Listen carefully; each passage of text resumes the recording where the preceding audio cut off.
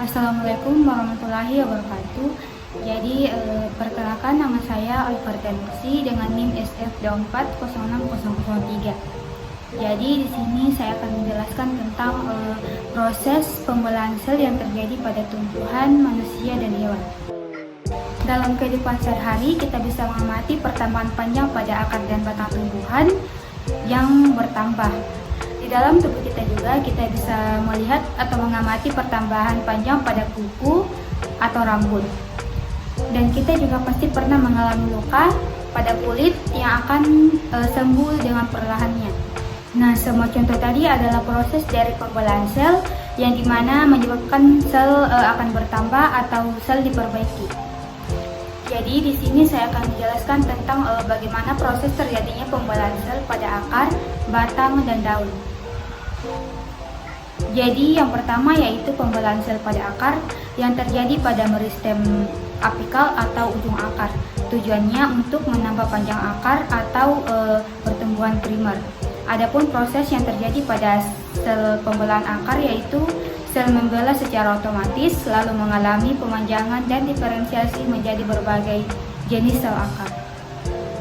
Yang kedua yaitu pada batang. Pada batang pembelahan terjadi di meristem apikal batang untuk penambahan panjang batang. Selain itu, terdapat meristem lateral seperti kambium yang menyebabkan pertumbuhan sekunder atau membesarnya batang.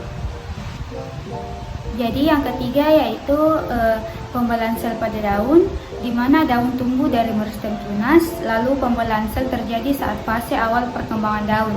Namun setelah daun dewasa, pembelahan berhenti dan sel mengalami pemanjangan atau penebalan.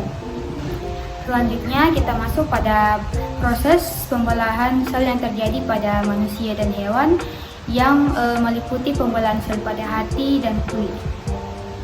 Selanjutnya yaitu pembelahan sel pada hati, di mana sel pada hati jarang membelah, tetapi dapat mengalami pembelahan jika mengalami kerusakan atau regeneratif sel.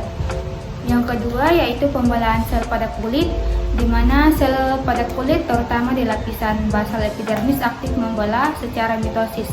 Sel baru akan mendorong ke atas dan menggantikan sel yang rusak atau yang mati di permukaan kulit. Nah, itu adalah proses regenerasi konstan yang mampu untuk melindungi tubuh dari lingkungan luar. Jadi sekian presentasi yang sempat saya bawakan, kurang dan lebihnya mohon dimaafkan. Saya akhiri dengan ucapan wassalamualaikum warahmatullahi wabarakatuh dan terima kasih.